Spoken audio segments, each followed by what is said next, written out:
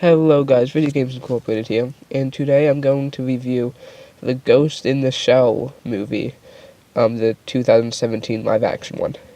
Now, I saw this movie last night, and it is a movie based off a manga and anime, and there were also, several anime movies, I think maybe 2 or 3, and I think they did relatively well in the box office, don't quote me, but I think with an American audience for an anime movie, it did pretty good.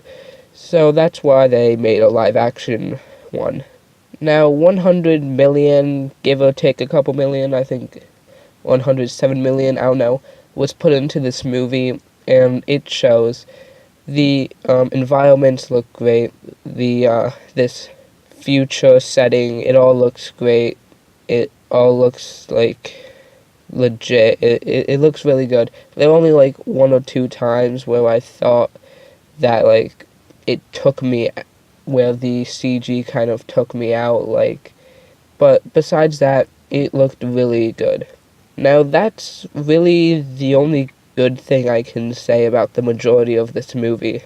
This is a relatively dry movie, which you may be saying, well, who cares if it's dry? As long as it has good characters, a good story, and good action, well, it'll be fine. Well, doesn't really have that for most of the time either. Now, the characters, they all act retarded the whole time. First off, let's get to the main person, what's her face, Scarlett Johansson, Major. She is I'm not going to spoil anything, except the very beginning of the movie. She has a human brain, but she has a robot body. Kind of like Cyborg, except different.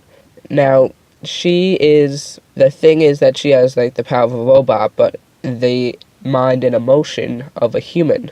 And that's what makes her special. That's her thing. She's as powerful as a robot, but she also thinks like a human. The problem is, there's never any emotion. There's she shows emotion once or twice. She acts like a robot the whole time, and when the point is to be a human in a robot body, you think there would be more emotion shown, if you get what I'm saying. Once or twice was too little. She showed emotion maybe 5 times in this 2-hour movie. I just feel like she was way too dry. And I don't care that Scarlett Johansson is playing this character. I mean, I don't know if she was supposed to show more emotion or not, but I don't care that the main character is an Asian. It really doesn't bother me. Now let's talk about all the other characters, which are extremely stupid. All the other characters get away with everything. Especially Scarlett Johansson's character. She gets away with everything. Somebody says, "Don't do that, Scarlett Johansson," and then Scarlett Johansson says, "Well, I'm gonna do it anyway."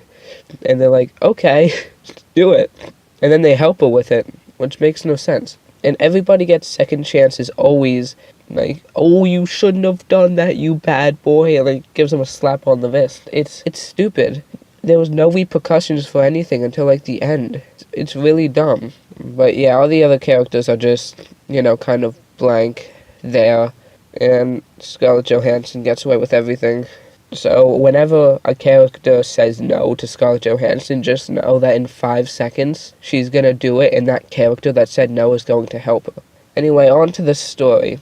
The story is interesting at times.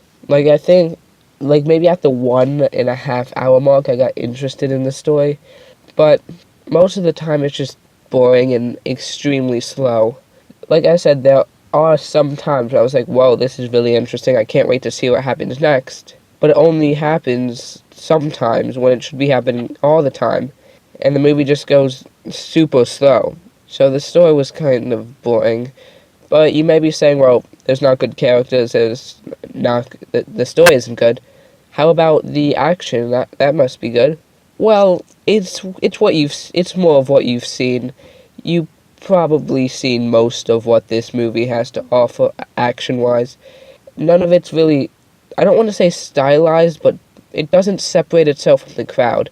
There is one scene where there's this flashing light, and that looked really cool because Like, if you ever been in a room with a flashing light that's, like, really rapidly flashing, you know, everything looks like it's in a very bad video game. That kind of looked cool. But other than that, I was like, you know, I've seen this. This has happened before. It wasn't bad, but, you know, it doesn't save the movie. Would I recommend you see this movie? No. No, I didn't see the anime or read the manga, so maybe it's for those kind of people, but if you didn't read the anime and didn't see the manga, if you didn't see the anime or read the manga, then definitely don't see this. It just seems really dull and slow. Although there is some good CG that really, like, the environments looked great. I love that part. The rest of it was just meh. Well, kind of below meh. So yeah, I would not recommend this movie. If you disagree with me, please have a civilized conversation in the comments below. I may read or reply to them, but only if it's, like, civilized and stuff. So yeah, thank you for watching, and goodbye. And also, it's worth noting that this is not a movie about a turtle.